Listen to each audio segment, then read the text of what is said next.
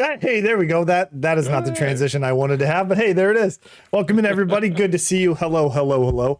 Welcome to Split Screen. Episode count, I have no idea. We stopped counting. I think it's 6, 7, 8, 9. Who cares?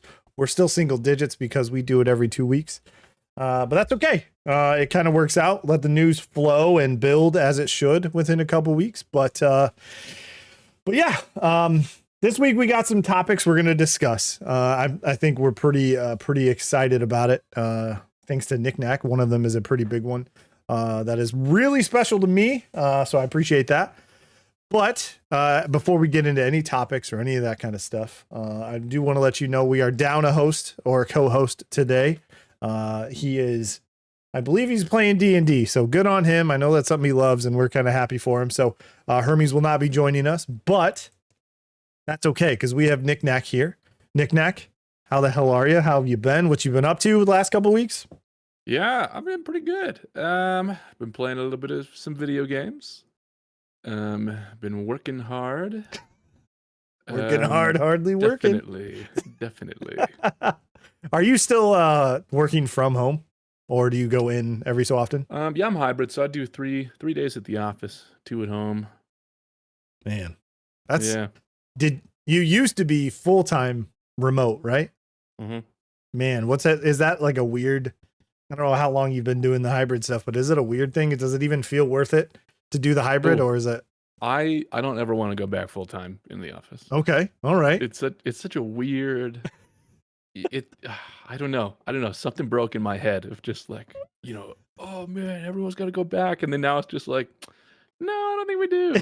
He's like, you know what? Like I wore this to work. Right. I'm wearing shorts right now. Right. I could wear slippers and no one knows. See, that's where the dilemma is for a lot of people, right? They were like, hey, you got a taste of it. This is what other countries are doing. And they're like, well, let's get back to the office because we have to pay rent for this building anyways. Yeah. That's right. Like, you do have to pay rent. I don't. During the winter, like going just across the hall, making a cup of hot chocolate and like wearing a blanket while you're working. Once you do that, you can't go back. Right. There's no better than that, right? You mentioned you were playing games. What have you been playing? Yeah, so I picked up Dave the Diver. Oh my God. I'd love to hear about it. I've heard so many good takes. I took a day off of work. So I played it like one night, maybe like 3-4 hours. I took the next day off of work and pretty much beat the game. Oh my God. What's the length? It's not a terribly long game, right? About 20 hours. Oh, okay. Yeah. That's not bad at all. You know me, I love that. I put it off. Yeah. I could have finished it sooner, but I knew I had other things kind of on the back end. I'm like, gotcha. We're going to push it back like an hour or so. Yeah. You're like, I don't need to finish it right this second, right? God, the game is excellent. I've heard even everything down from the mini games to the animations between upgrades or finding new recipes or whatever. I've seen and heard a lot of that kind of stuff. So, it's absolutely crazy. It's kind of taken over. Not taken over, but it's been. They just hit 1 million copies. That's huge. I mean, when it comes down to, granted, the developer or publisher is they're not a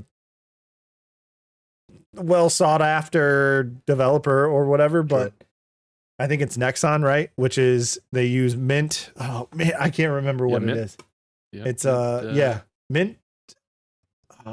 Mint is in there. Mint is in. No, I definitely know that. But it's like a subsidiary of Nexon. So like they try hiding and less like we're going to keep our name out of it, do the whole thing. So we're going to stay away from this one. Let it have the good glory that it deserves, because the game is fantastic. I'm enjoying these. They're almost shadow releases. Same thing with Hi-Fi Rush. Like there had to have been someone knew the game was being made. Right. Someone saw a listing. They're like, no. And then it drops and everyone's like, I think I need to play this game. Yeah, it's almost FOMO, right? You get that huge, that FOMO of everybody else. Like, oh, if I don't play it now, everybody's going to play it right now. I think that happened massively with Hi-Fi Rush. Was huge. Oh yeah. Anything else? Any other games other than that one? No. I'm really trying to think. I don't think so. That's it. Okay, that's fair. What about you? For me, what have I been?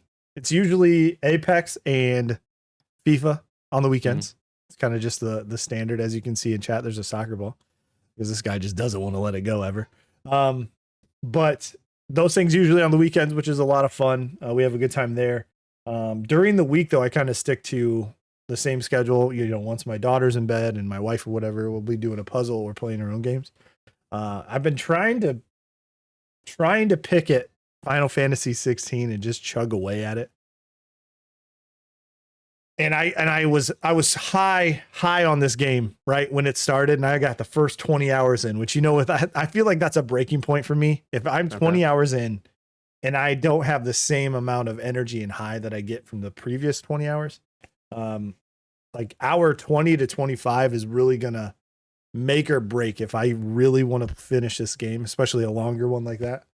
But everything that's special in that first 20 hours just kind of fades with all the how long the game is. I'm like, okay, I've seen all these cool things and I know I'm going to get more things as it goes on, but I just don't want to put in the work. I just wanted to be, if you would have gave me 20 hours, I would have been happy. I would have been on the mountaintop singing its praises and game of the year list, top 10, top 5, whatever. But the more I'm playing, the less I'm like, okay, I'm just doing this. I'm gradually going down, and I'm only doing this because I want to beat the game instead of, you know what I mean? The story's okay. It's fine. It is what it is. I have a direction that I think it's going in, which is okay too, to have those assumptions. But I'm at that point now where I'm like, I just want it to be over with. What that terrifies me for is Starfield. When Starfield comes out, and I know that game's like, 100 plus hours, could be whatever you want it to be. But I'm like, man, because when I can only pick 4 hours at a time, right, maybe at most 4 hours a night if I wanted to. Takes a long time for me to be like, yes, I'm playing one game only for the next 2 months, right? So sure, yeah, I would never know that feeling. Yeah. So it's just one of those things. But all in all, the game's good. It's pretty. They just put a motion blur slider in Final Fantasy 16. That's cool. So you put that all to 0. It should be default 0 anyways, but it is what it is. At 20 hours, are you halfway through Final Fantasy, or are you less than half? I think I'm 40%, 40 or 42%, right? And it's about a 40-hour game, I think. 30, in between 30 and 40, depending what you do on side content wise. But yeah, it just I'm wanting to be done. I'm just ready to be done. July is a good month to catch up though too, because not a whole lot of releases outside of apparently Dave the Diver. Now I have FOMO for that game, and I want to play that one now too. But yeah.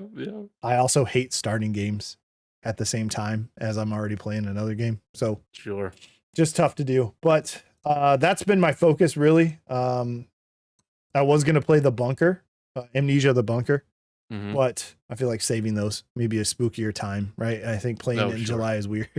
It's hard to play a spooky game when it doesn't get dark till like 9 something. Yes. You're like, dude, I gotta go to bed, man. You're like, I could play 30 minutes, right? Or whatever. When it gets dark at like 4, you're like, yeah, spooky. The whole day's dark. I can get behind this. Yep.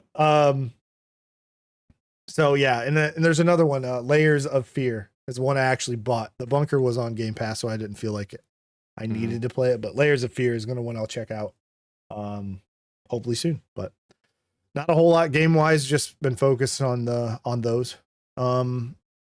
Movie wise, I want to get into it. I know we talked earlier in the pre-show kind of thing that you had seen a movie. I have seen a movie. Do you want to do the infamous? I don't have the thing that we discussed. I don't have it. I was going to record on top of it too. Maybe we'll save it for next time.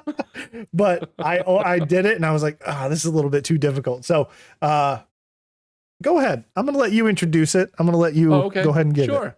Sure. So, famously, it's we're 14 minutes and 30 seconds into the episode. So you know what time it is. It's clearly. I already forgot my title. What did I call? It's a Nick Dack's Teeny Tiny Movie Review. I saw this week the new Mission Impossible: Dead Reckoning Part 1. Here's my review. It's good. Good. I love it. It's got to be good. There it is. The entire review. The whole review. Go That's see all it good. because it's I'll good. give it 4 stars. Four Four? stars. There were times during the movie that it felt like a 3-hour movie. Okay. For a large part of it, it Interesting. doesn't. But like, out of nowhere, you're like, whoa. What's the runtime on it? 162. Okay. Those are minutes. Yeah, I was gonna say 1 minute and 62 seconds. Wow, that's almost as long as my review. Right. But overall, is it a good addition into it though? Is because I've always had a good time watching those movies because we talked about this too. It's a Tom Cruise movie, right? It's what you expect. So does it live up to that expectation? Oh yeah, dude. Once you get to, this is all I'll say about it. Really, once you get to the train part of the movie, and you'll know it exactly because there's one identifying thing, and it's the train. Once you get to that part, it's pretty much the third act. Okay. Oh man, like everything is just so much fun. Like the fight scenes, the action stuff, the stunts. Okay. Good. Oh, it's good. Being part 1, right? What's it called? Dead Reckoning. Dead Reckoning, part 1. Does it leave off in a successful, or hopefully a potential successful lead into part 2? Very obvious where it's going. Okay. I thought, I'm like, how are they going to make a part 2 of this?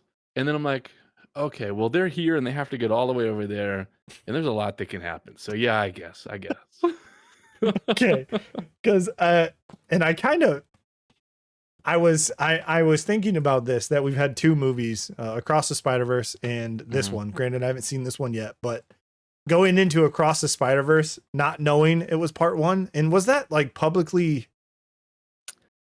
There was definitely announced? press that they had split the movie, but I think the focus was more on just the movie was coming out. I think people cared less. Yeah, it wasn't in the title like you see here with this one. Part of me is this wondering. Was always billed as part 1. Okay, so part of me is like, do I like that more or do I like that less? You know what I mean? Do I want to? Because I found myself equally upset and then immediately changed to, oh, I can't wait for the next one, kind of a thing with Across from Spider-Verse. Because I was like, this is going to be a long ass movie. When I was looking at the end of it, I was like, they got a whole nother conflict about to build and they got to build it up. And that's how I felt when I was watching Dune. I'm like, they're not even a little bit into the book. Right. What is going on here? I'm going to be here all day. Yeah. Like this second part better kick some serious ass, dude. But I think me and my wife are going to go see that one. That's one she wants to partake in. So that'll be nice. I also saw here a nice little Knickknacks Teeny Tiny movie review part 2. Oh, snap. I saw No Hard Feelings. No Hard Feelings with the new Jennifer Lawrence. Jennifer Lawrence. Okay, yes. Okay, here it is. My review. Oh no, that's the first we've gotten from your Teeny Tiny. Yeah, that's too bad. So it doesn't live up to the rated R comedies that in the past. It wasn't that. It was a rom-com. Yeah, in every corner I was hearing, oh, it's gonna be one of those like nice, fun rated R comedies, and it was through and through a rom-com. Yuck! And I think my expectation going into that really murked up what I was seeing. So if you, so let's say it was a rom-com going into it, do you think you would have felt okay with the movie? It was still pretty weak. Fair enough. But at least I would have known, you know. That's true. That's very, very true. I do want to touch on something that, and so I apologize. The chat's not working at the bottom here like it normally would, but somebody in chat said, is the soundtrack for Spider-Verse, Across the Spider-Verse, I'm assuming they're talking about, as banging as the first one? I like it more. Yes, I do as well. It's better than the first one, in my opinion. God. Dude, Metro Boomin is just so good. There's the first 3 tracks of that entire thing I could just play on a loop, even though the other ones are really good behind it. I could just play those first 3. I think it's Annihilate is on there. Am I Dreaming, I think, is one of them. I have not stopped listening to Am I Dreaming. And there's a third one. Calling? Yeah, possibly. I think it's, I would have to look it up, but I think that is Boogie? It. I'm just reading chat now. Yeah, I know. That's perfectly fine. I have it right here. No, all the way. Can you sing it like No, a I DMCA preview of it? unfortunately I can't. All the way live, I think is what it's called. But that one's really, really good too. But the rest of it's good too. Those first three though, just absolutely are fantastic. Now there is no. I will say that the title track for the first one with Sunflower, that was better. Mm-hmm. Yeah, it was. But yeah, on the whole, Metro Boomin just knocked it out of the park. Yeah, Sunflower is, I think, more presentable. It's a radio hit. You're going to hear it on the radio more. Like that was kind of what it was. And it was like almost an innocent introduction to that universe, or Spider-Verse, more appropriately said, I guess. But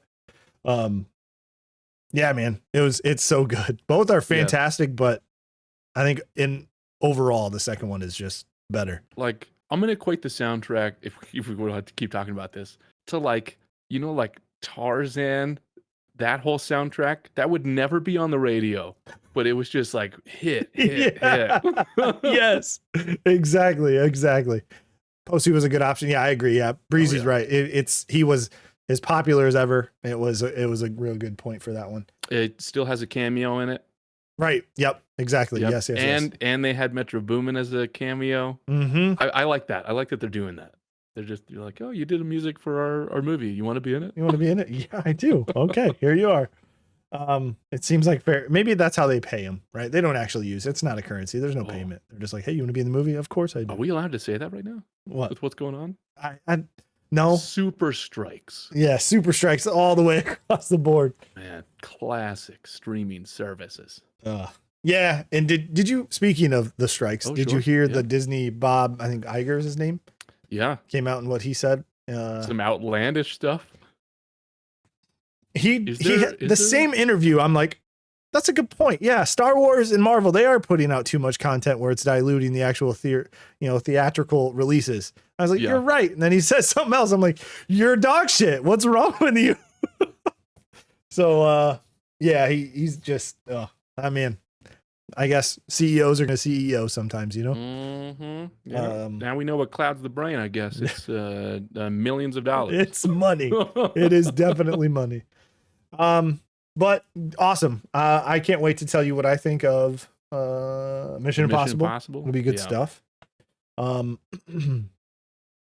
other things I want to talk about. Couple events, actually pretty large ones. One's more of a week long and some are a couple days. But Steam Summer Sale happened. It did.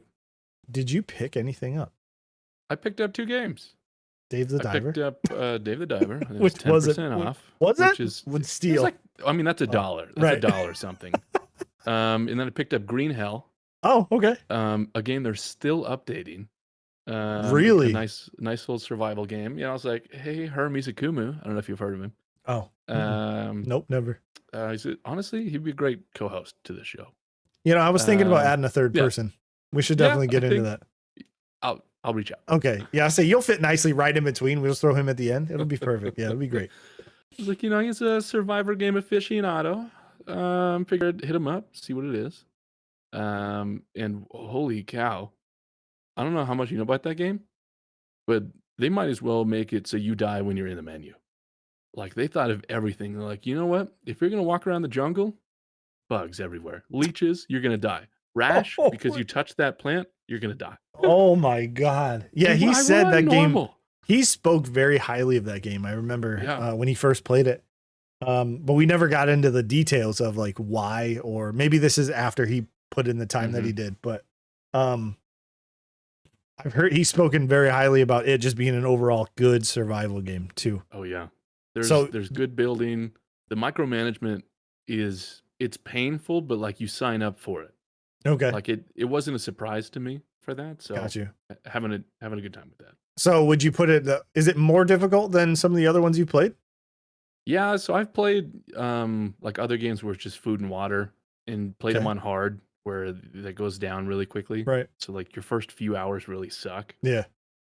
This one, I think I've played for like 6-7 hours now.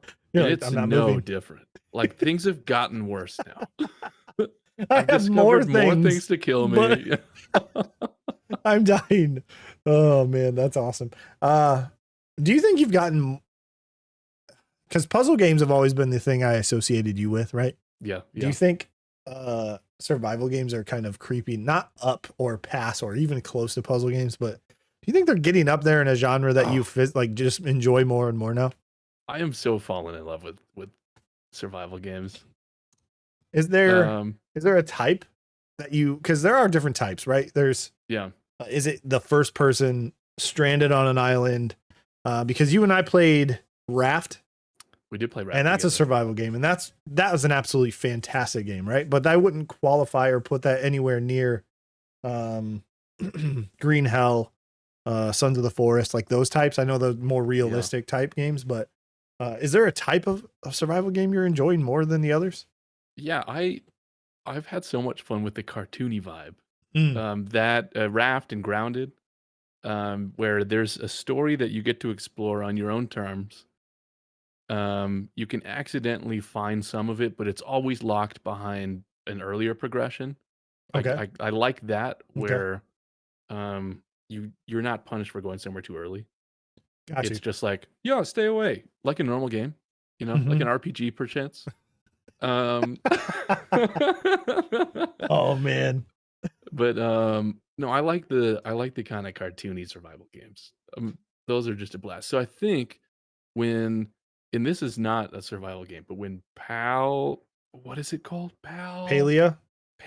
When that drops, where it's survival, but it's also a management game. Okay. Yes. Because you make it that, I like that. Have you played what is it? My Time at Porsche? Yeah. Have you played that? Yeah. I played a demo, I think. Okay. Or maybe a trial or something like that. I didn't play a lot of it. So do you appreciate the more you're alone, or do you appreciate like you're here now, you have to build up to, because that's not really a survival game per se. I think it's more management, or so I like the survival elements of like, okay, you have to go so pretty much is I make someone else build and I go and get all the food and resources. I remember. I do that to everybody in every survival game I play. So I like that. If I can go out and be like, okay, we're gonna gear up for this boss fight, I'm gonna go kit you out, and while you're doing that, like, someone else is building a base or organizing, because like there's some very therapeutic gameplay to just building chests and organizing your stuff. Yes, you would. There's a game my wife played. There's two games. One of them is Unpacking. I'm sure you've heard of that one. Oh yeah. And then the other one is called Wilmot's Warehouse. Have you heard of that? No. Wilmot's Warehouse. She's one of those people that like sorts and loves the like sorting and putting like containers in a container to sort the things that are all in that container so like when you said that, I was like, okay, he might appreciate those too. Unpacking is a little bit of the opposite, but kind of in the same vein, right? And there's a story to it, which is rad. Right, which is, it's not something you'd expect from a game where you're unloading boxes, right? Yeah. But yeah, if you get a chance, check out Wilmot's Warehouse. I want to know what you think of it. Okay. Just because if you like sorting, that's exactly what that game is. So yeah, when the next Raft or Grounded comes out, I'm there. I'm there immediately. There was a game that I saw in, and I was going to open Steam, and actually I forgot to research this, but it's along the lines of Grounded. Where it kind of looks like a modern day clone, right? It doesn't have the 80s theme. I was wondering if I could type in Grounded and find it, because I don't know the name of it. It's like a small something, I think. Small Land. That's what it's called. Yeah. Small Land Survive the Wilds. $25. But it exactly reminded me of that. If not, I mean, a little bit different, because you get like, it shows one of the screenshots is you can have like butterfly wings and you actually use them and fly around, which is insane if that was a thing in, right? If you could fly around in Grounded, that'd be really, really cool. But it's got like weather, seasons and what different types of weather. So that was something I thought you guys would really enjoy. Because I know how much you guys love Grounded. I did as well. It's just I got so damn like frustrated with some of the parts. Not that like the progression wasn't happening. I'm like, okay, what's happening? And then I didn't have time. It was just the whole thing. Grounded is a fantastic game. I did like that there was a large gap when you guys were playing, like when I wasn't able to make it, and then I come back and everything's built, and I'm like, holy shit, this is awesome. Yeah, there's like a mansion tower. Yeah. Yeah. I was like, everything's done. This is crazy. I didn't have to do any work, which is sometimes the best part. I got to reap all the benefits, but yeah, you just get to be like, okay, I'm gonna, I'll be the hero and see ya. Yeah. But I think that'll be a cool game to look into on Steam there. So I think it says it has RPG elements.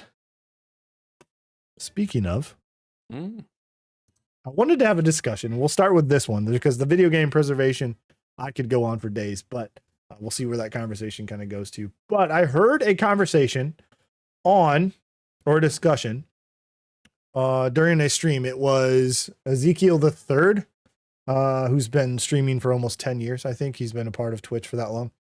He was around when it was Justin TV back then as well. So, but him and his chat were kind of discussing what makes an RPG, right?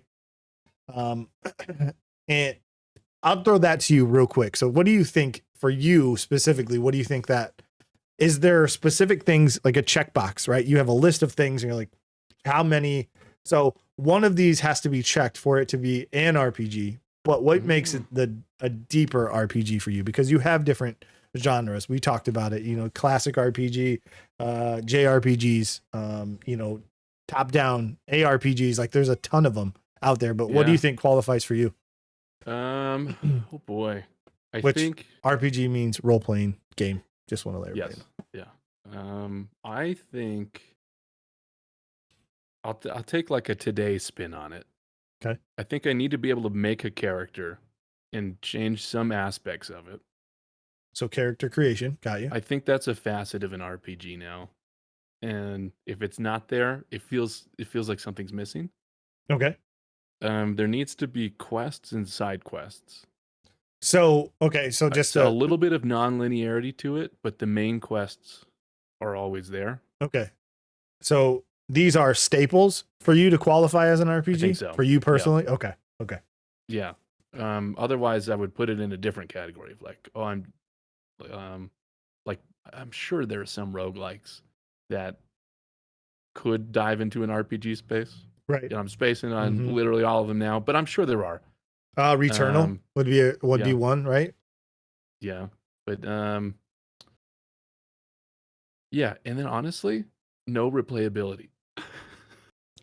Okay. All right. For the most part, it's like you play it once, and the only reason you would play it is to make it harder. To go through it again, but be like, I have all this experience now. Yeah. Okay. Does length that's kind of like doesn't a matter? personal checkbox. No. Okay. So no, I think an RPG could be like 2 hours. Excuse me. Okay. Interesting. Yeah. The reason I ask is because there's been now more so than ever. You've got tabletop is a big one. It seems like it's had a resurgence in the past, I don't know, 5 years maybe, of popularity, which is awesome. Which is I think the ultimate role-playing game has to be that, right? You actually think of the dialogue, you think of the actions that you're going to perform. You create your character or you roll a character, either way, right? That's kind of how it works. So, I'm telling you, like, you don't already know. But maybe I'm telling myself because I want to confirm that I'm right. Sure. Yeah, you're the actor and the storyteller. Yes, yeah. And that's kind of the ultimate RPG. So taking that and trying to, because I'm assuming tabletop was first, right? Like before? Yeah. They started as war games. Okay. Where you would pretend to be like a military leader against other people's military. Okay, got you. So that was almost so that's almost a real-time role-playing game, like strategy-wise. So you had even a dash of strategy from when they started. But translating that into video games, and that can go you could take the extreme vague approach, and I want to see what you feel about, technically any game could be a role playing if you take that literal term. If it's where you're not, it could be, Halo. Halo is just a straightforward first person shooter. More so now open world, but I mean, like, you played a level, you beat that level, you got out, you escaped, you did whatever you need to do for that mission. You load back in, you go right into the next one, right? And there's a linear stage that you just progress through. But you are playing as a character, role playing as a character in Master Chief, right? So that's where you could be like, well, you control anybody. A sports game technically is role playing as a sports team or a sports, athlete. Oh, yeah. So wow, what a rabbit hole! Because now I'm thinking of more things. I'm like, it needs cutscenes. No, it needs text breaks because not everything needs to be a cutscene. Right. And man, you see what I'm saying is like it has to come down to personal all the time. You can't just have it laid out. Nope, this is RPG. This is not RPG. Well, it could be to somebody else, and it could not be to one of these things could. But I think that conversation has to be is how deep of an RPG do you appreciate or want in your game versus is it an RPG? Is it not an RPG? So, that's not the stance I like to take because I think deep RPGs are very important. I think when I think of an RPG and what I want inside of it, it's allotting attribute points to different skills or increasing my stats or my damage, or I think of Dark Souls, right? You increase your endurance, you increase your vitality, whatever it is. To me, that's a role-playing game, an RPG at its core. I think that's what it is. You create your character at the beginning. If you name it yourself, you're playing yourself in a role in that video game. Still an RPG in my eyes. But interesting. So your like definition would be like Dark Souls equivalent. Kind of. I mean, if I was to say, what do I expect out of an RPG, would be that. So this probably talks a lot more about how I enjoy video game entertainment. I think my quintessential RPG is The Last of Us. Okay. And I would argue that isn't one, right? That's what I would say that's not. I would say that's more of an action adventure game. Okay. Right? But you could also, but I also understand how it is because you're taking the role of whoever you're controlling as that game progresses. So you know what I mean? So I get it, right? I'm there with it. So I understand completely. But I think for me, it has to be some kind of customization, right? Is a big one. And how you want that character to progress as you go on. Do you want them to be a big, bulky, chunky strength build? Do you want them to be, even if it could be abilities as well? It doesn't necessarily have to be stats. That's kind of how it is. And that is what Destiny is to me. I consider that a first person RPG. But that's only because, I can put different types of gear on to increase my stats for specific things. Oh, I want to use this subclass of, I want to use stasis or fire or whatever it is. Right. So it's one of those things, but I'm trying to think of what the deepest one would be. And I can't think of what I'm trying to roll bet. Like, what about Link's Awakening? Because that was definitely billed as an RPG, wasn't it? Was it though? Because is that not an action adventure game? Hold on. Is action adventure just a subset of RPG? Man, we're getting into the whole thing. So, Link's Awakening, the original or the remake? The original. So the original. Okay. We're like, So, genre-wise, there are. Okay, I definitely don't agree with the last one. So there's 4 that it has, and this is just a Google search, when it brings it up on the right and it gives you kind of about and everything. It says genres. The first one, action adventure game. Okay. Role-playing video game after that. Puzzle. There are puzzles inside of it, which is fine. Yep. And the last one, a fighting game. A fighting game? let's there's not use fighting that elements, too. but let's not use that too that's loosely pretty now. Come loose. on. Yeah, that's Right. every fighting fits into the action adventure part of that game. Right. Yeah. So that's kind of a different one there. So, um, yeah, I don't know. Man, I don't know how I feel. So it's a tough one, right? I don't know if I know where the line is drawn between action adventure and RPG. Oh, I apologize. That was for the modern one. That's what those were Mhm. categorized. If I go to Link's Awakening on the Game Boy, um, genre on Wikipedia, granted, take it for whatever it's worth to you, but Mhm. it just says action adventure. Okay. So, but that's also the thing. There are action role playing games. Yeah. Devil May Cry is a good one. You apply abilities. You're playing as Dante or, whoever in that story. But you're applying abilities, you're applying different weapon sets and how you're going to approach the game. So technically that works. It qualifies as that. But So where do the Assassin's Creed games fall? Is that action adventure? that better be action adventure. Well, not recently. No, I guess not. Origins, Odyssey, and Valhalla wouldn't be. Those would be, I think, open world RPGs, in my opinion. Yeah. But everything before that, maybe even Black Flag Yeah. would also qualify as that. But Weird. man, see, so that's where, you know what? You said The Last of Us. I'm gonna look it up real quick. Okay. The Last Now of I Is. wanna That's see, not what right. was the first RPG? I like how The Last of Us, when you type it in now, the first, it Yeah. doesn't bring in the game anymore. It brings up the show. The Last of Us is a computer game. Nice. Last of Us game. Okay. Okay, so I have found what has been called the first RPG, Oh snap! What is it? Dungeons and Dragons. Oh The, yeah, I the guess. computer adaptation I of guess Dungeons and Dragons. that makes sense, right?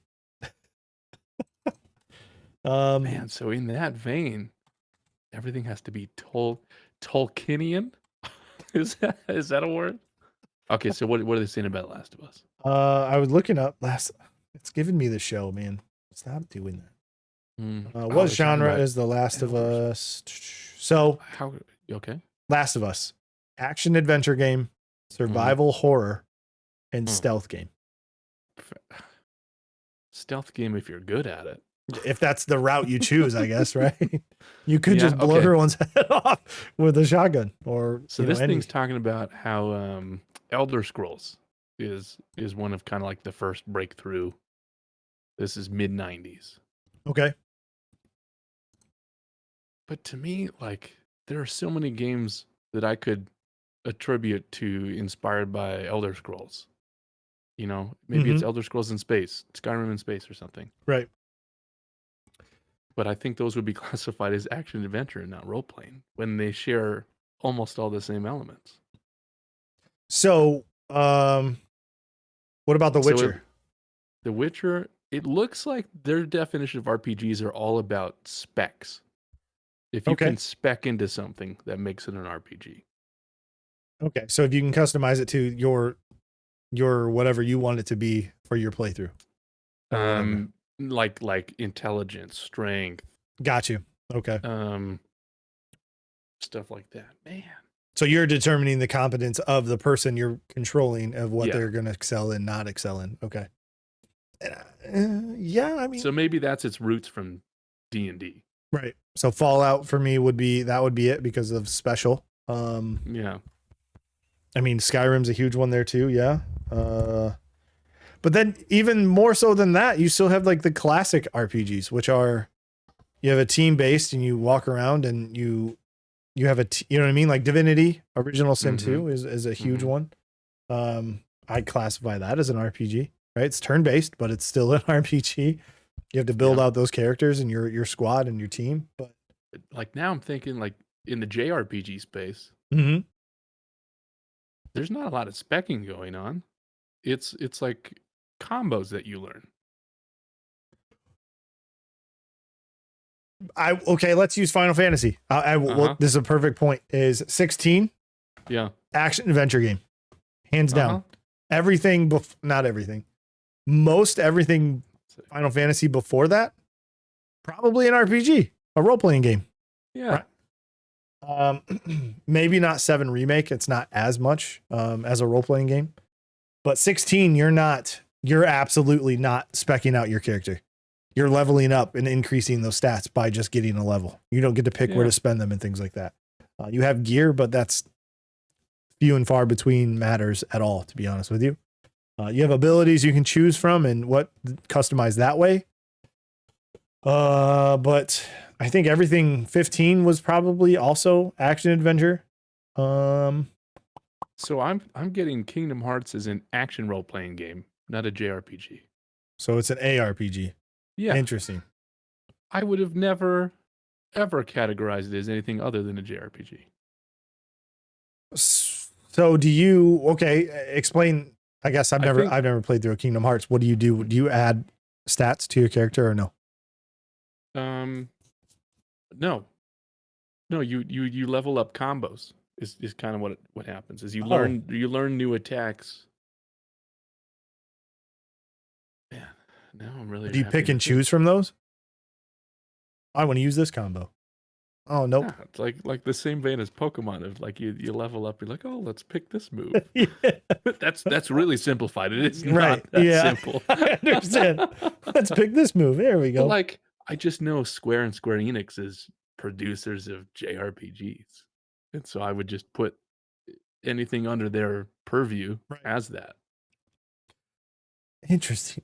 This conversation is great. I absolutely love this topic. That's why I was disappointed when Hermie's like, I can't make it. I'm like, damn it, because I know you kind of love all this shit. So like that's part. Yeah. But it's a conversation that I'll probably still bring up the next time we all are in the same spot. But man, that's really throwing me for a loop. Yeah, and Final Fantasy 16, I think, is what sparked it during that stream I was watching. Of like, he's like, I wouldn't even qualify this as a role-playing game, and Final Fantasies are notorious for being exactly that. You know what I mean? It's turn-based. You have a team, you have a squad that you build out, you have their abilities, you level them up. Like that was a whole thing, right? That's kind of would you say Pokemon was a role-playing game? I would say their spin-off games are, but their mainline, no. Like the Mystery Dungeon, Pokemon Ranger, I would categorize those as RPGs. Okay. But yeah, never the mainline, because there's, I don't know, I always just attribute it down to a story. There's no actual story in Pokemon games. There's true. A formula. It's you're a kid, go get your gym badges. Also, fight the powers of evil. Yeah. Well, while you're at it, I guess. Yeah. I typed in, is Pokemon a role-playing game? And it says, as is typical of the genre, the Pokemon RPGs feature involved stories and loads of exploration. There are towns to visit, characters to meet, and battles to be fought, is what Pokemon.com says. So, I mean, most technically, like, if you're leveling stuff up, you do get to choose how much they level up. And then there's the other mechanic of like, you can boost its stats in a different way using EVs. If that means anything to you. Effort values. So in that way, I guess you can technically spec your Pokemon. I mean, and then you're traveling around with a team. Right. Man, I guess on paper it really does fit that. Damn it.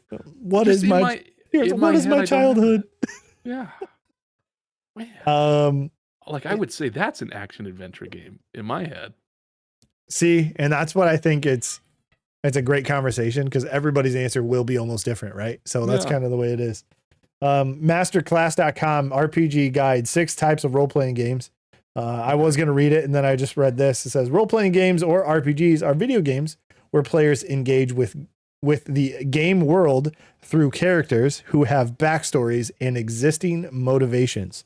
The RPG genre often includes NPCs, which are non-player characters, side quests, downloadable content. I don't know why that's in there, because RPGs existed before downloadable content was a thing. Hear that side quest thing though. Right. Ooh. Yep. And it says, and larger story arcs. So for them, those are the staples. DLC is weird to have. Yeah. Can I download something extra? It's not mine. Nope. I don't even want it. I will. I think I do agree with the story arcs, but I might say it differently. And I would say chapter-based storytelling. Okay. Yeah. I agree. Almost. Yeah. Like a book would be, you pick up a book, you read it. It's got chapters. It tells you what the the highlight of said chapter is. So then you have a longer story arc, but then there's also like the interconnectivity of the backstory of different characters, right? Like Xenoblade's version of storytelling, right? And I think that's very important too. Is like how they mention it is a good point. The larger arc with motivations might be a big one too for like understanding what they're doing and why they're doing it. Those are to me considered to be deeper RPGs, right? Role-playing games versus, hey, I could throw some stats in here. I leveled up 2 stats in strength, please. Like, you know what I mean? Like that's the foundation of a role-playing game for me. So how uninformed does an NPC have to be about the world to kind of uncheck that box? Right. Yeah. Do you just run by them? Can you have a conversation? Do they have a role in said game world? I don't know. That's crazy. Oh, it's a good conversation. I love it. Think about. Nice one to ask everybody. So yeah, it's something to think of. We can continue this conversation as we go on and get Hermes in here too to hold this, because this is a whole thing that could go on for a very, very long time. But do you want to touch on the topic that you gave us today? Do you want to do that? Can I start with a fun fact? Of course. Kick you off. Yes. A couple months ago, the Library of Congress admitted the first video game related entry into its history of a library. And it was a song. What do you think it was? So a song from a video game? Yeah, and this is the first time a video game has ever been inundated into Library of Congress, largely because of DMCA stuff. So it's a song. Is it a theme or? It is a theme song. Yes. Tetris. And close. Close as in Super Mario Bros. Theme song. That was my second one, but I felt like Tetris was more of a universal. Yeah. Oh man, damn it. Okay. So their reasoning was it was one of the most recognizable things to identify it in human history as an accomplishment. Because that's what gets accepted is right. This is a summary of the human experience. Right. I would disagree with that selection over Tetris. Yeah. It's not a bad one. I don't think it's a bad one. But I think because of, I think there's some political bias. Because of Russia? Yes. Okay, we could just say it, right? Yeah. Got it. The Soviet Union. Yeah, the Russian ties to that game probably. Yeah. I think that had a huge, it had to. Like, wait, hey guys, I got a good idea. Here's a recommendation. Let's put Tetris' theme song in, the Library of Congress. And they're like, wasn't that made in Russia? Got arrested. Yeah. And they're like, no, you're not allowed back here. Isn't that crazy? Only this past April. It just recently. There was, today, I think the NES is 40 years old. Wow.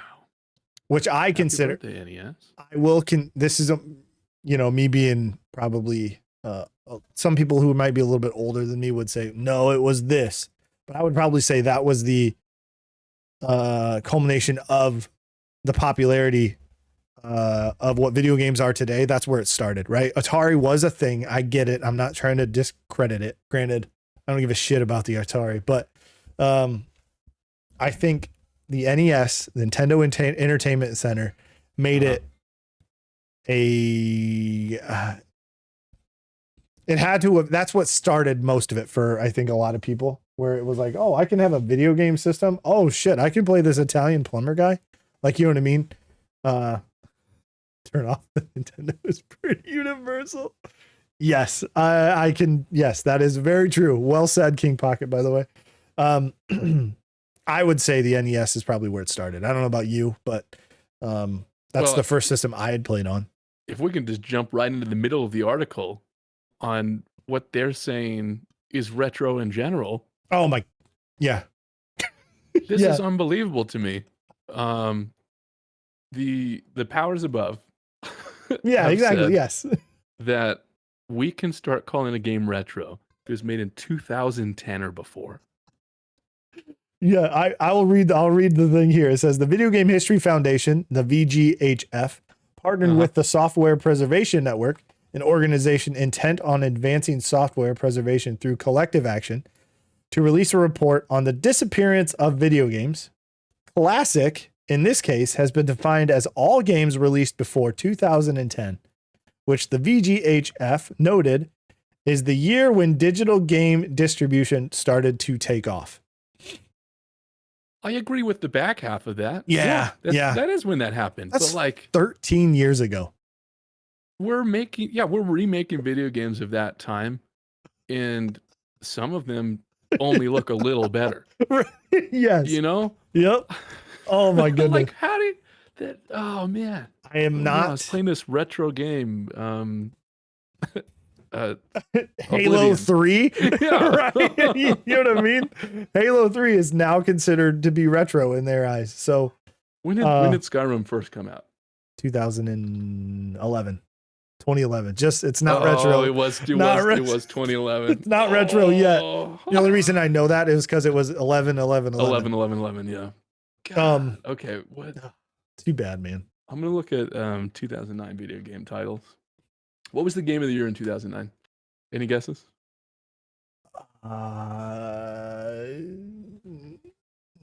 2009. 2009. So 2007 was a huge year, so that was like BioShock, Mass Effect. 2009. I don't have a good answer, but it's like I don't have a good answer. Uncharted 2. Uncharted 2 retro. Is retro. Retro. Call of Duty Modern Warfare 2, my favorite online retro game.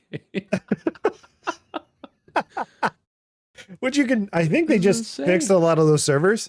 For just kind of a quick caveat, but they fix a lot of the old COD lobby servers. So you can just Guitar Hero 5 retro. Actually, when I go out to like a bowling alley or something and they have an arcade cabinet and it's Guitar Hero, it feels retro. Because it doesn't, the guitars, they don't work. Well, yeah, that's a huge part of it, right? Yes. They don't have the whole game. They only do the songs that are like, 70 years old. Yeah, the ones that came on the disc, right? There's no downloaded songs on there. Yeah. Which are not always good. You'll get a couple good songs, but the rest of them are just kind of like fillers. Oh, man, dude. Man. Just reading through some of these titles in 2009. So it's hold on. So 2010 Silent Hill retro. Which one? The first one? First one. It was up for many awards that year. So if 2010 before, you're telling me Red Dead Redemption Classic or retro, God of War 3 retro, Fallout New Vegas retro, Alan Wake retro game, Mafia 2, Mass Effect 2, Super Mario Galaxy 2 is retro, StarCraft 2, and then Call of Duty Black Ops. Excuse me? I just have a hard time. I mean, I know we're obviously up against the wall of like, last one, but right. Yeah. But like you said, the back half, the year of the digital game distribution started taking off. I get it. That makes sense because people start downloading their games, which starts a whole nother thing of. And maybe I'm conflating retro and classic because in my head, they're a bit of the same. Yes. They're synonyms. Mm-hmm.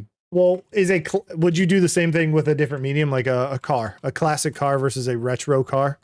Would you think retro as in like 1950s and a classic car is a muscle car from the 70s? I would put them in different categories because you collect classic cars. Yeah, you're not like, look at my retro car collection. Yeah, your retro car is like a Geo Metro, like, yeah. Oh, yes. Oh, man. So antique and vintage, which would be another antique and vintage was like, that's separate, right? So that's like the video games have not lived long enough to be called antique. Antique. Yes, exactly. So antique and vintage both refer to collectibles from the past, and classic refers to the way people used to make art. So on the other hand, retro is an ideal model to popularize the fashion of past century.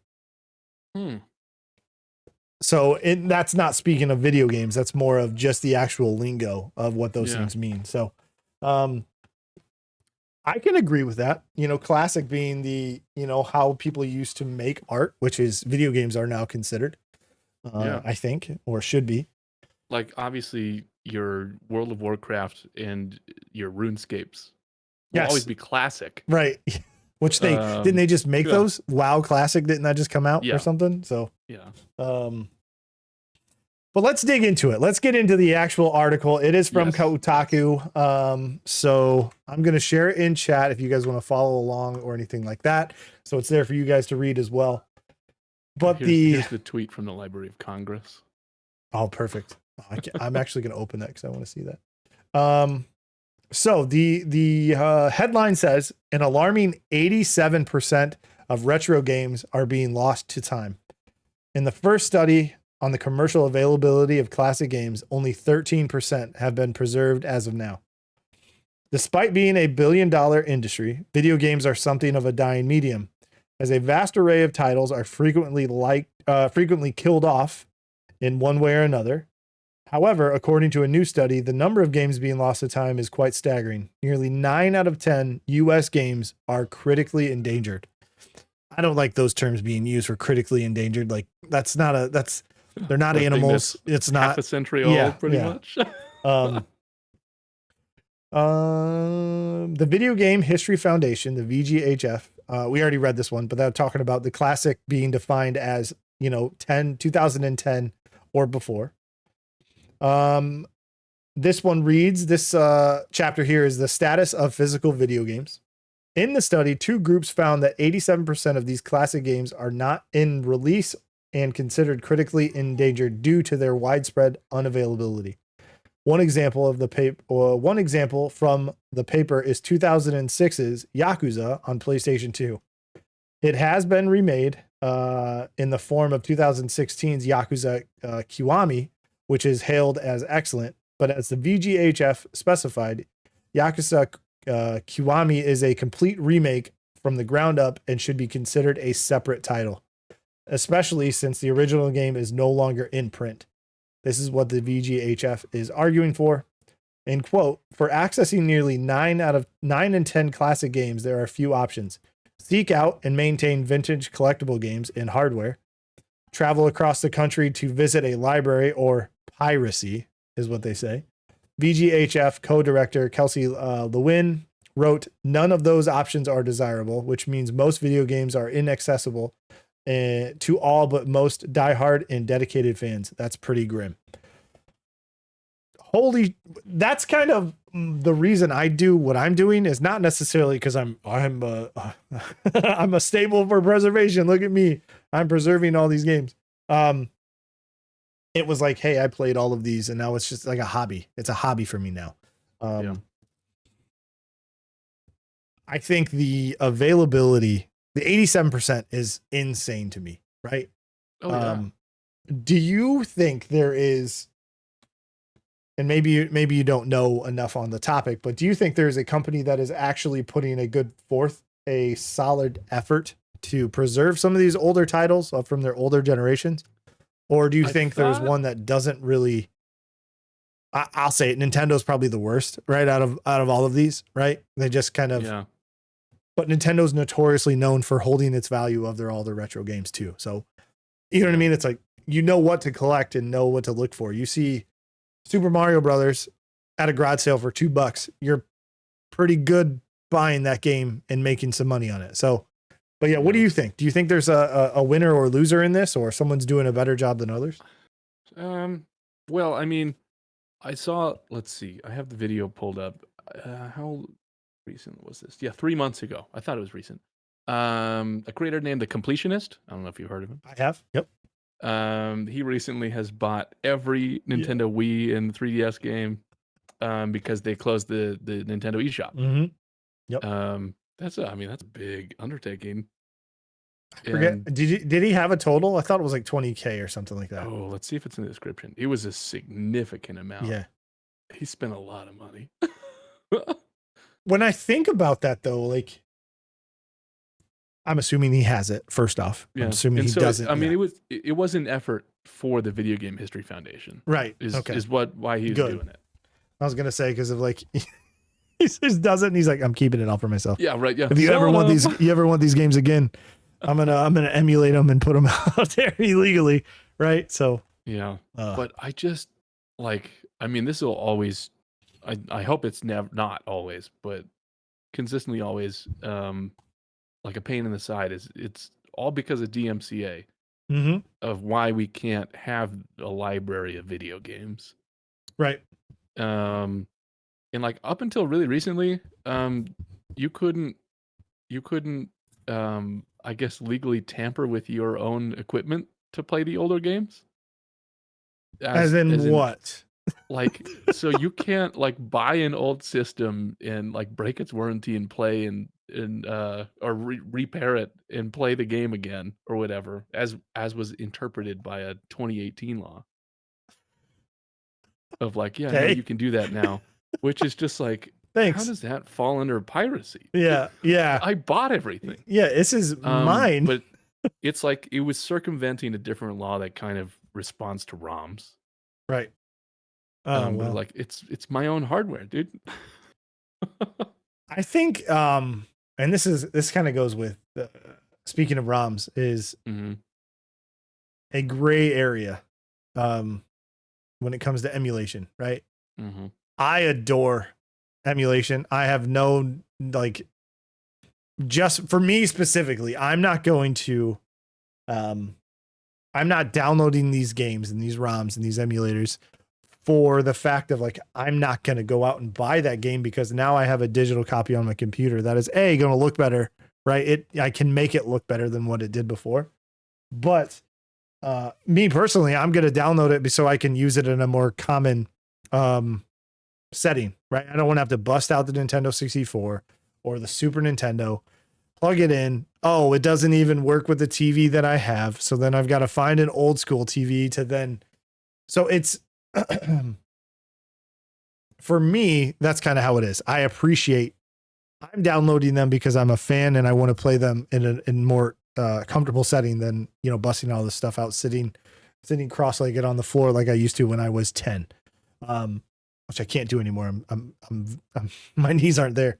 But like if I could pay out royalties the same way I would buy a DVD at Best Buy for like $3. Right. Of an old movie, the same way an old video game, so either, someone still getting a portion of the sales or something. Right. Yeah. I'm all for that. And it's such a weird thing is because you'll hear, hey, when Xbox was doing their backwards compatibility push, right, of all their old games, you have the Halo 2 disc on original Xbox, put it in your series or put it in your Xbox One, you can play it. It is what it is. It'll download it real fast, rip it off, and you can and play it. That's insane to me. Like that's very, very progressive thinking and forward thinking of that avenue, right? So, and that's done through emulation on their own side, even with 360. It opens up the 360 emulator and it runs it as it's a 360 game just on your Xbox One. They're doing the same shit, right? That other people could do. Yeah. But they're not. Nobody will. I'm in the same thing. You find an old movie in a bin at Walmart, $5 bin, whatever, and you go buy it. People are still going to make money on that sale. That could be the same thing for video games. And I hope, I don't know how much work goes into it to make things available on current systems, but closing an Nintendo emulator. Yeah, closing an entire eShop for systems is kind of, those games are just gone. You know what I mean? Yeah. So like, that's kind of insane to me that that's even a possibility. Reminding people that you only own a digital copy of a game as long as the servers and the people allow you to, right? So that's what's also one of those things for me. I'm not like, oh, I'm never downloading a game ever again. Never going to do that. Physical only, right? Because video games only do live for so long after a time, or we'd all be going back to playing the old stuff. But yeah, I hope things become more streamlined, and we'll kind of touch into this a little bit more in the article, but I hope things become more accessible, right? For people in general. And I'll pay. People want to pay for those things to make them, I don't have to bust out, like they said, travel halfway, go to cons, go to vendor halls, go to these things, go to retro game stores. Like, granted, I love that, but that's me. Somebody who just wants to show their game to a kid doesn't want to have to go out and buy a $200 version of Chrono Trigger, right? To show and play it on the Super Nintendo, right? To show their child or whatever. So yeah, and like think of it from just an art sense of like, especially recently with Dave the Diver. We don't know what game they got inspired by, but it very clearly was a pixel game. Mm-hmm. And like just having that, you never know what the next big game is going to be because you've removed the ability for people to be inspired by something that's not another Call of Duty. Yeah. Yeah. Another thing that's going to make what Diablo made, which is like $500 and some $1 million, not billion. I'm going to relax a little bit, but you're right though. And you can see there's a game coming out. Sea of Stars, right, is a game coming out, which is heavily influenced by some of the older 8-bit, 16-bit, RPG style, Chrono Trigger, Earthbound. Like, it's heavily inspired by those, right? And for those things only to be accessible through finding, obviously now you have emulation, they're out there, you can play them, you can see them, whatever, but you can only go buy that. Like I said, I think Chrono Trigger is $270 just for the cartridge, which is crazy. Yeah. It sold millions of copies when it first came out.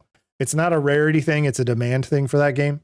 So it's nuts. It's absolutely nuts. And it's too bad that that's the only way that you can get a hold of that. Oh my God. Hold on. Uh-oh. I just looked up a game that I have right next to me. It's a Game Boy game. And on eBay, it says $360. No shot. No way. Hold on. No way. I'm very curious. It might be in my Game Boy somewhere. It's called Zoid's Legacy. Zoid's Legacy? Oh, I love Zoids, man. Oh, yeah, I love Zoids so much. Same. I'm looking on Amazon, $135.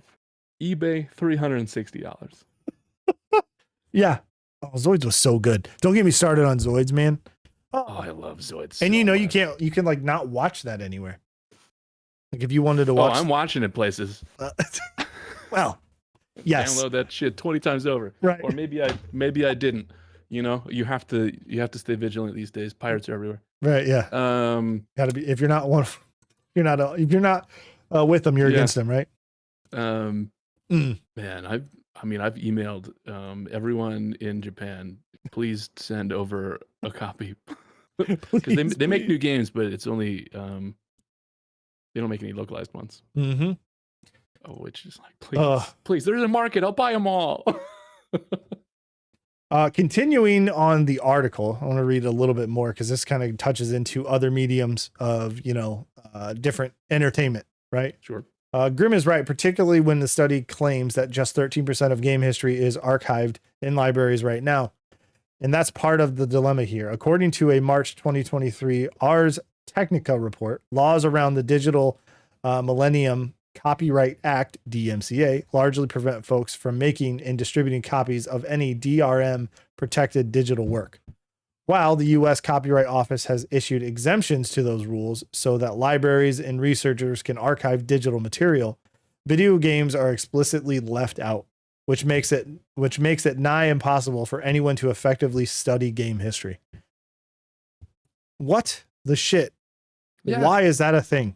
And it's not like they haven't been asked about it. They're like, no, we don't want to touch that because we already have to deal with, the music part of DMCA. It says, imagine if the only way to watch, this is quote, I don't know who this quotes. Kelsey Lewin from earlier. Imagine if the only way to watch Titanic was to find a used VHS tape and maintain your own vintage equipment so that you could still watch it. Lewin wrote, and what if no library, not even the Library of Congress, could do any better?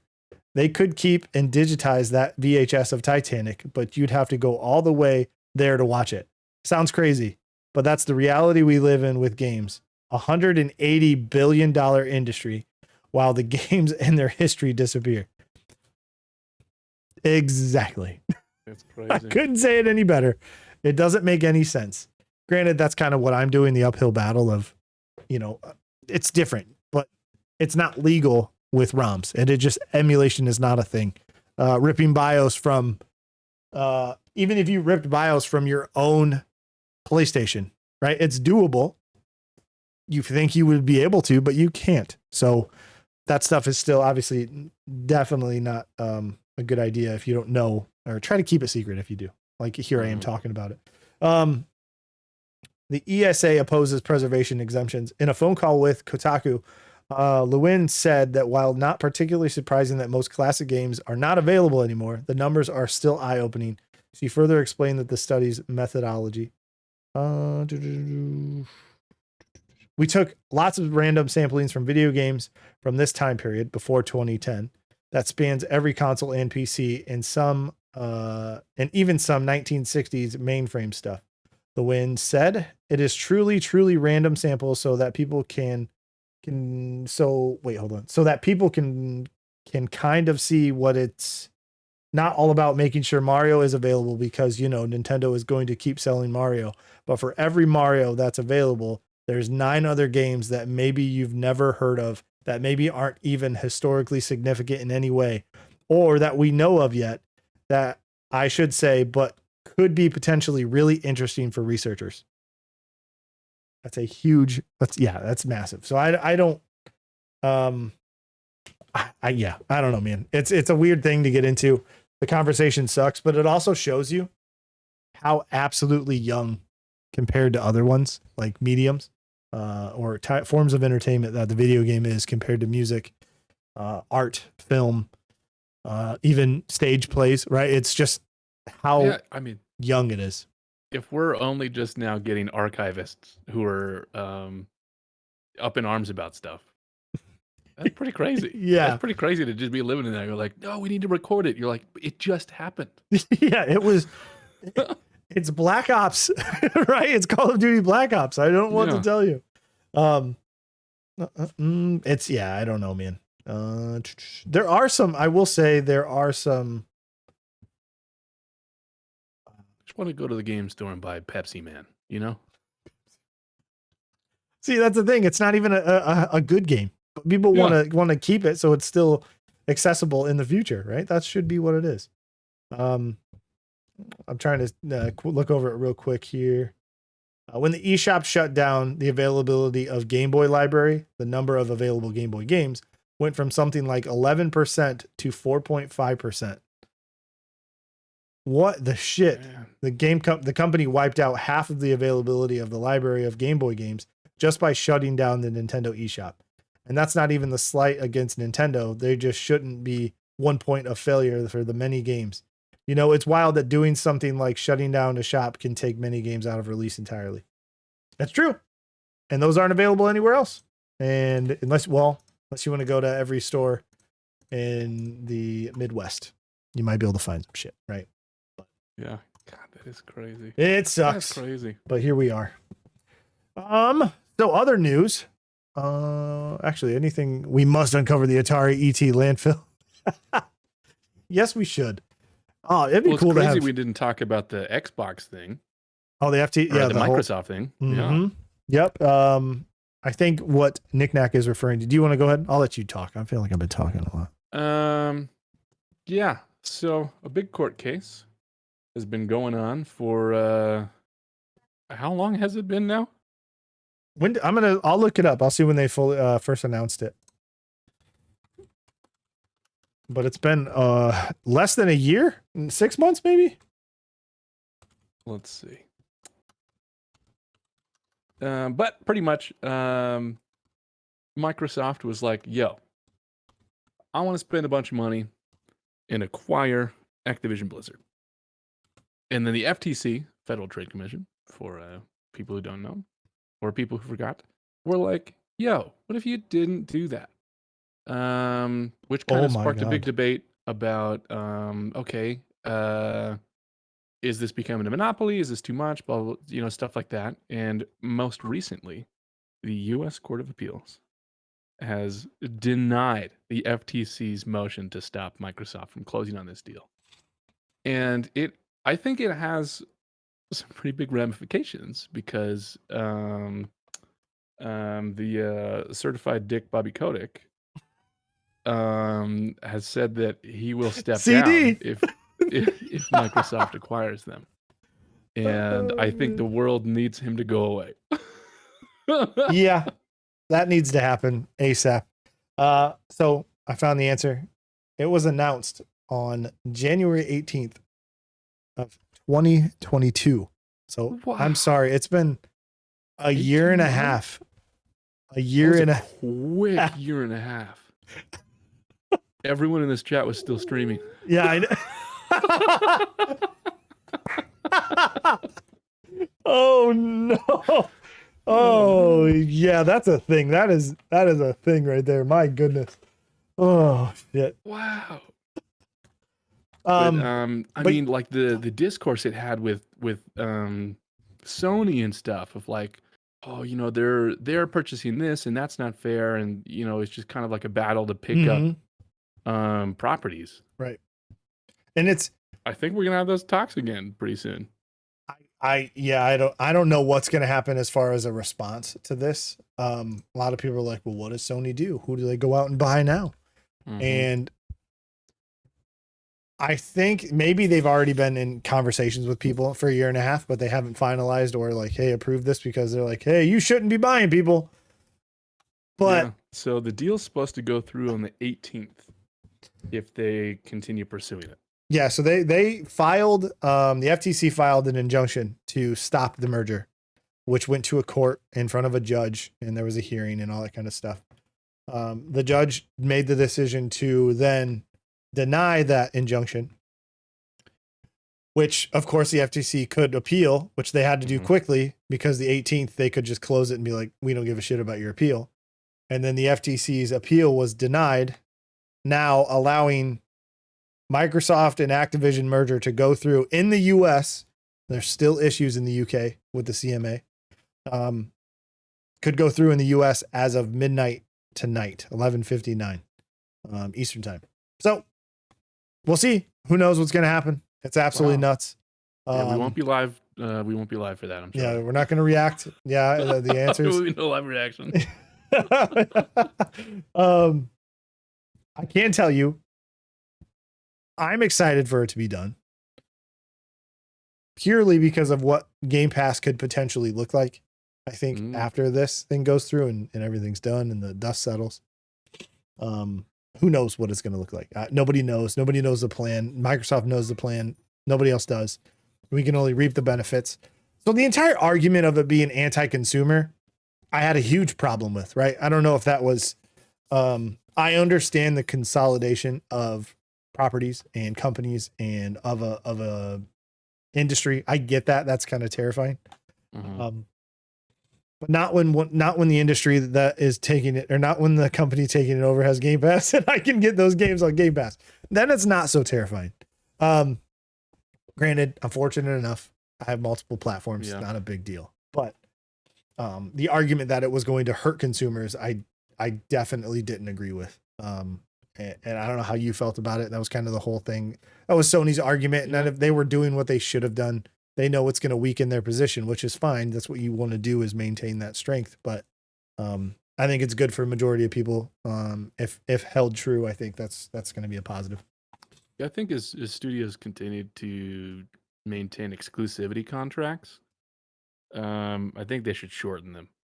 Yep. Because a year timed exclusives, you lose a lot of hype after that. Because you're gonna have a huge majority of people who, and I know this is not everyone's case, but there's quite a lot of people who are able to play these exclusive games no matter what platform they're on. Right. Which that's a huge luxury, but I do think it's not a stopgap. I think in their minds. Right.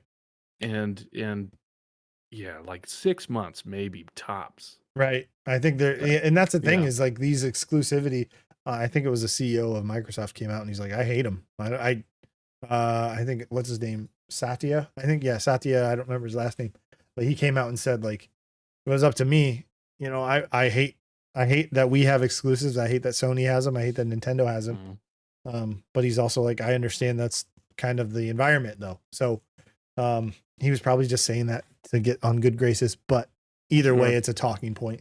Yeah, like release them because you planned for that, and then take the extra time to, you know, port it over. Or, I don't know how video games are made, but you know, like not every port is takes about the same amount of time, right? Right. Because you're building it for the system, and so if you release them in that time, but with that plan, and so you know, okay, we'll have Xbox first, and then you know, 4 or 5 months, we'll put it on PlayStation.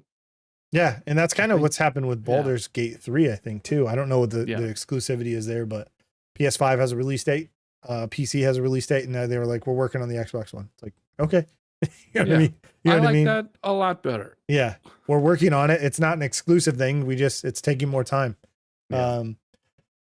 I think I will say we found out a lot of information that we normally wouldn't. Through these back and forths, right? Documents that weren't redacted where they should have been redacted. And there was a huge list that came out of like people Microsoft was interested in acquiring right before the Bethesda one, before the Activision one, before any of these things. They were like, yeah, we want, you know, Square Enix is a one. We want Sega. That's great. And it had this long list. And I'm sure it wasn't a shopping list. It was more like potential which one of these is going to benefit us the most. I do love the response to Starfield. And the notion that Microsoft heard that Sony was trying to go after exclusivity for Starfield from Bethesda. And Microsoft was like, we're just going to buy the company instead. That's a funny, like, thing to me. It's like, oh, I don't want this.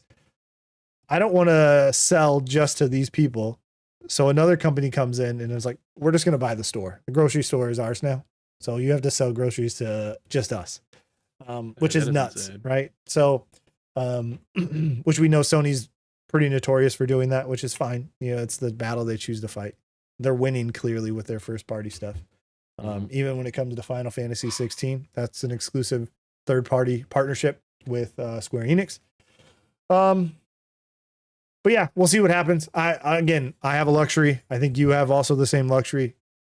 It kind of doesn't matter. Xbox releases their stuff on PC. You have a PlayStation 5, able to play those. You have a Switch. It is what it is, right? But exclusivity as a whole needs to kind of lessen. I think just come back a little bit. Just throw them all out there. It's living in a high school clique. Yeah, I agree. Yeah. Oh my God. Those are things I never thought they just need to go away. I don't want to hear console wars doesn't need to be a thing. It doesn't have to be. And exclusivities kind of drive that, right? So like I'm fine with expecting different games on other platforms because, you know, like a FromSoft game releasing on Xbox just feels weird. You know? But yes. Like, so does Halo on a PlayStation. Yeah, Halo Master Chief on a PlayStation would be insane. But I think everybody should experience everything. But it's kind of not the way that we currently live. Phil Spencer did make a very, very good point when he mentioned, I think we've already discussed this. This was an interview after Redfall came out and everything, but how the Xbox One generation versus the PlayStation 4 generation, they lost that because of the direction they chose to go. But that's when digital stuff, everybody's, you know, backlog of video games and digital libraries were building and established there. So then it's not like you're going to switch now, right? Yeah. So and I think that still holds true, but to the contrary, it is what it is. More big giant corporations getting more money. Good for them, right? Yay corpos. Which remind me, I'm going to be a corpo in Cyberpunk when I get a chance. Oh, are you? Yeah, I think I'm going to do another run. Cyberpunk. That'd be a lot of fun. Aldi called those all day. All day. Oh, speaking of Cyberpunk, is officially very positive reviews on all time, I think, on Steam now. Nice. Which I'm is kind so of nuts. tired of hearing bad discourse about that game. It's always coming from people who didn't play it. Yep, they're like, this game sucks. Like, Says who? Yeah, did you play it? The game rules. It's I was very. It's hoping for bugs because that would make like I didn't get any bugs on playthrough. You know how funny that would be in a game all about cybernetic people, pretty much like yeah. cyborgs. How fitting is that? Of course, there's bugs. You went to an underground doctor who ripped out your eye. Yeah. So as of right now, all reviews, 546,381 reviews on Steam. That's a lot. And it's at an 80% very positive rating. Good for them. Which is a long time coming because this game released on December 9th, 2020. Whew. Dude. Damn, this game's been around. I'm not saying that, CD Projekt Red needs some wins, but right. They need to do is get back. Yeah. Oh, everyone's like, they were like, hey, we're remaking Witcher 1. Hey, we're working on Witcher 4. Don't worry, you guys, we're doing everything we need to do. So yeah, that's kind of just a cool little thing I wanted to touch on. But very nice. Hey, Prime Day, did you pick anything up? Prime Day? Picked up an XLR splitter for $1 off. I think it was $5. Whoa! Yeah, pretty cool. That's an exclusive deal. That's nuts. Exclusive deal. You pick up anything? Oh, so this is a topic just to brag. Look at that. Oh yeah, wow. I did buy a used copy. They had one. It was half off, so I was like, okay, sure. Or a brand new copy was $10 off. So I was like, you know what? But yeah, it's got a lot of concept art for the original Dark Souls. But everything else of concept art and what, some of the enemies and stuff were going to look like. Yada, yada, yada. I was very excited for that. That's cool. Open the middle of the book. Let's see the centerfold. Let's get it. Actually, I'm going to open the first few. Let me see. Oh, it's hopefully the background doesn't disappear. And it's gone. Oh, there it goes. Wow. You bought an invisible book. It's straight out of Hogwarts. What can I say? Crazy. Did I know you're holding it? I just can't see it. Oh. Here, put it on my screen. Oh.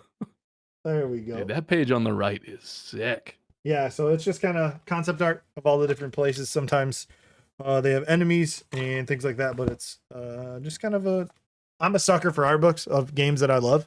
I don't know why. I can see it on your shelf behind you. Yeah, ton of video game art books back here. I don't want to grab any because they're nicely placed, and it's the whole thing. You'd ruin the lighting. Right, exactly. Anything else? That was kind of the only thing you got was your XLR thing? Well, I bought something else, but it wasn't on any Prime Day seal. Gotcha. No sales. That's fine. But because my Go XLR has been kind of shit in the bed recently. Speaking of that, and TC Helicon has announced that they're not. They fired their whole Canadian team, which has been a really big deal. And then it's just kind of been on the fritz.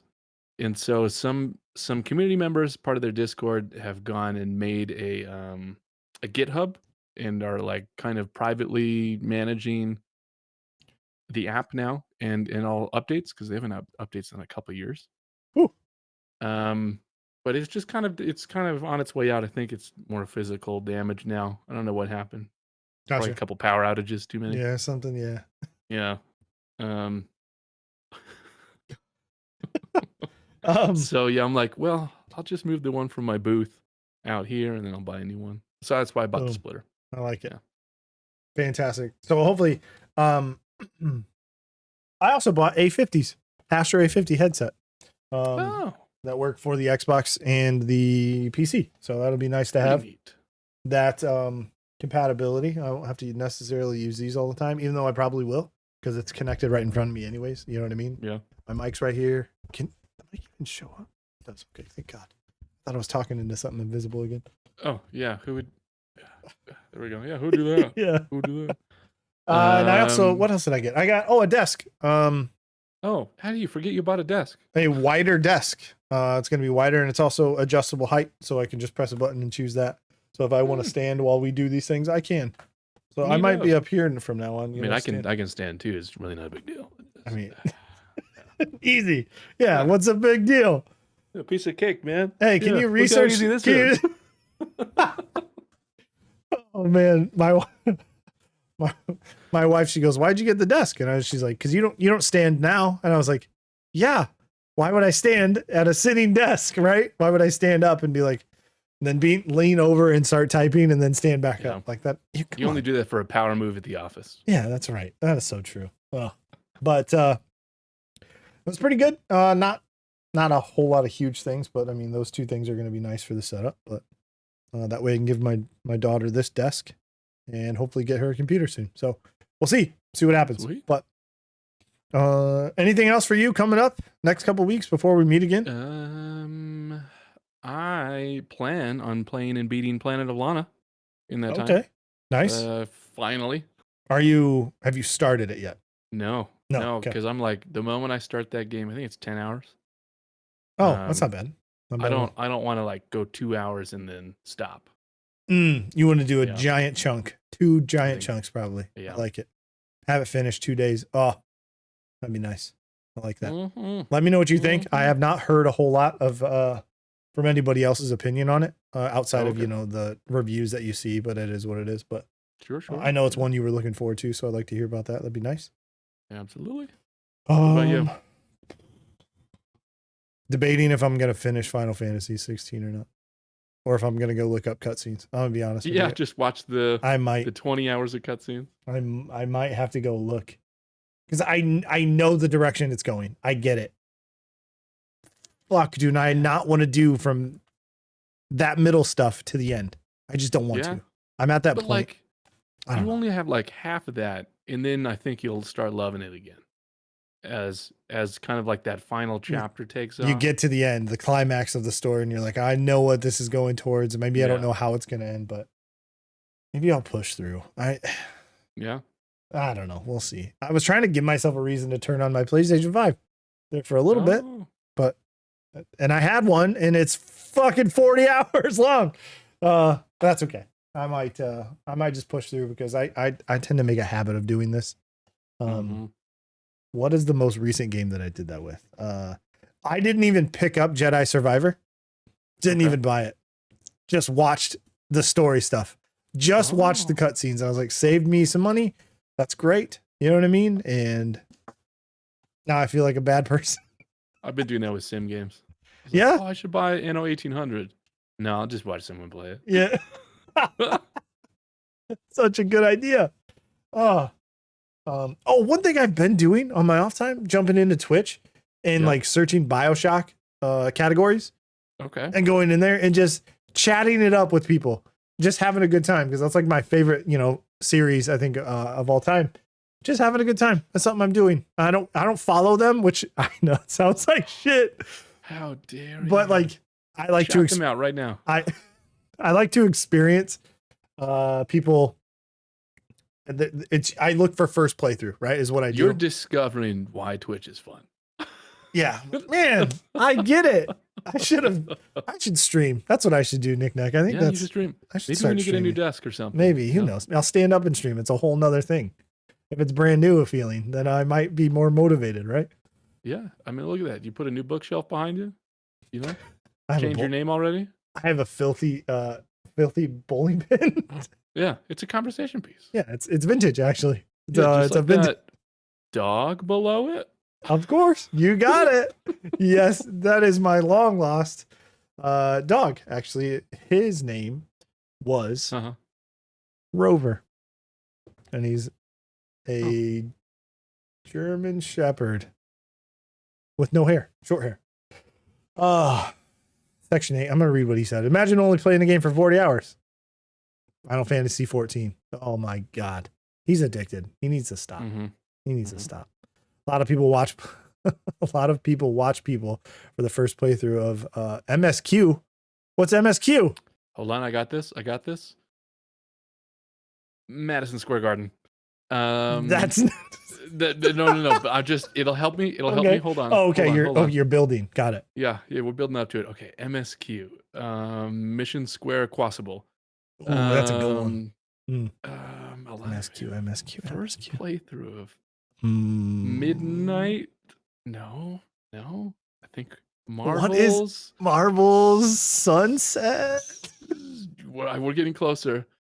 Main scenario quest. Never in a million years would I have guessed that. What is that?